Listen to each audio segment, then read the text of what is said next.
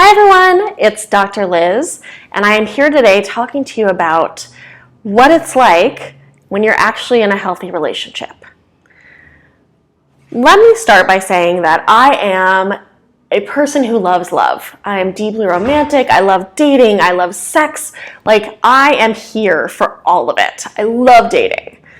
However, because of my upbringing and stuff that I experienced when I was growing up, I learned a lot of really toxic ideas about what love should look and feel like. For me, when I was growing up, I had a parent who I was really scared of a lot of the time. And I think that part of that taught me that love feels like fear.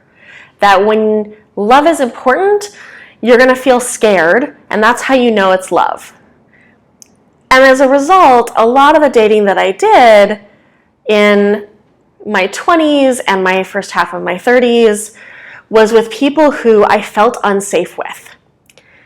I think that for some of us, that butterflies in the stomach feeling that we get is our body sensing danger. It is our body sensing that this person is not safe for us.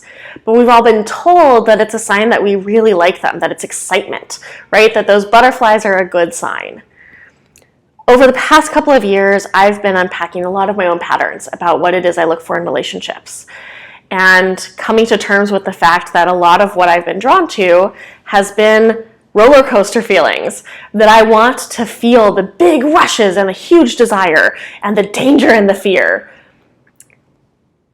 and realizing that that's not great for me in the long term.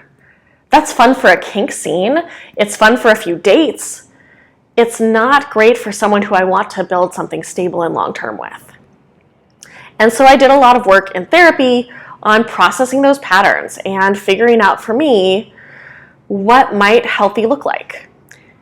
And I'm really happy to say that I'm in a new relationship that is one of the healthiest relationships I've ever been in. The person I'm dating, who's another genderqueer person, we met on New Year's Eve. We have a classic queer rom-com meet cute story. And in the 6 weeks we've been dating so far, 7 weeks, however long, it's been just a really beautiful, easy, safe place for me to have. The person I'm dating, they care so much about me. And they want to take care of me and help me out with things. And we take time to talk about what our patterns are in relationships, and about what things mean to us, and about what it is we're looking for, about what we know tends to be a problem for us.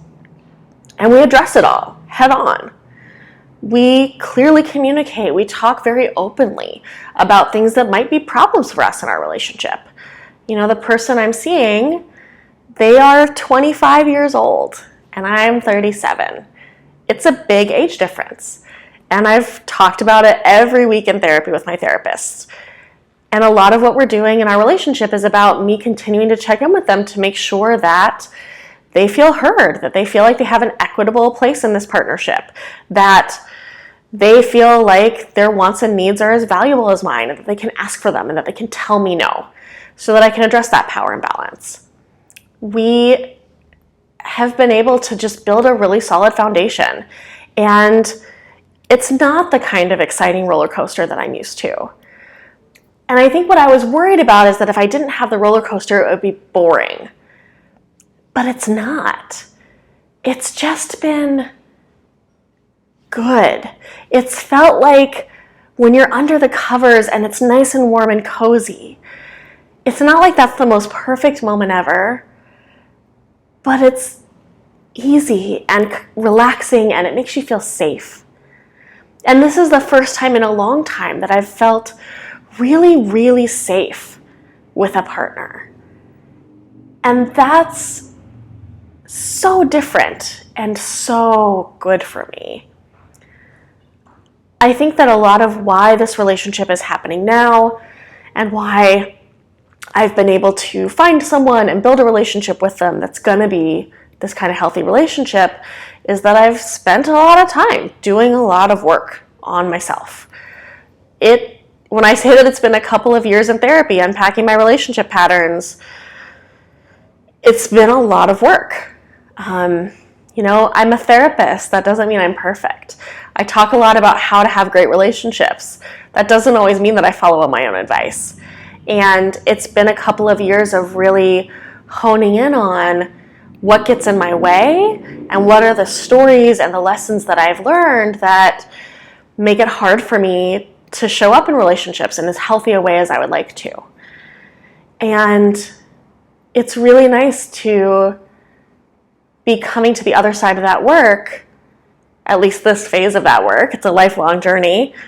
And to have someone to really build that with, to really be able to put down some roots and start making something important happen.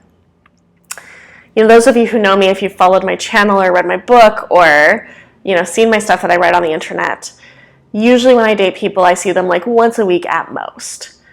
But with this person, we've spent a ton of time together. We've happened to see each other 3 or 4 times a week, and it hasn't felt overwhelming or exhausting. It hasn't felt like they're trying to engulf me or take over my life. It's just felt like my days are brighter and things are easier when we get to see each other. And so I think the big parts here are, number one, like knowing what your stuff is and working on it. Like, what is it that you're looking for, and is that actually going to be a healthy relationship for you? And then being open to people you might not otherwise be open to. If you'd asked me 3 months ago, would I be open to dating a 25-year-old? I probably would have said no. And yet it works, challenging your own assumptions about what it is that makes someone a good partner for you. And putting in the work as you build the relationship. We've had a lot of big conversations about what do things mean. When we're going to call each other partner, like, what does that mean? What are the expectations that come with that? When we talk about exploring kink dynamics, what is it we want from that? What are the goals? What don't we want? How do we want to feel? It's been really lovely to have someone who can have those conversations openly and honestly. And it makes me feel so much safer because I feel like I know where they're at. I feel like I can trust that their yeses and nos are real. So here is my hope for all of you, that all of you can work on finding your own safe and healthy relationships. And if you have questions about what makes something safer or healthier for you, definitely put it down in the comments. I'm happy to chat about this. Also, look at factors like, for safe and healthy, is there stuff happening in this romantic relationship that you would not feel okay with in a friendship? That's probably a big red flag. If it's a cohabitating partner, someone you live with, is there stuff happening that you wouldn't be okay with from a roommate? Stuff worth thinking about and looking at. If you ever feel unsafe, if you feel scared, if you feel like you can't say something important or can't bring up a problem, that's another sign that this relationship might need some help. Anyway, I love y'all, and I hope that I'll talk to you again soon. Bye!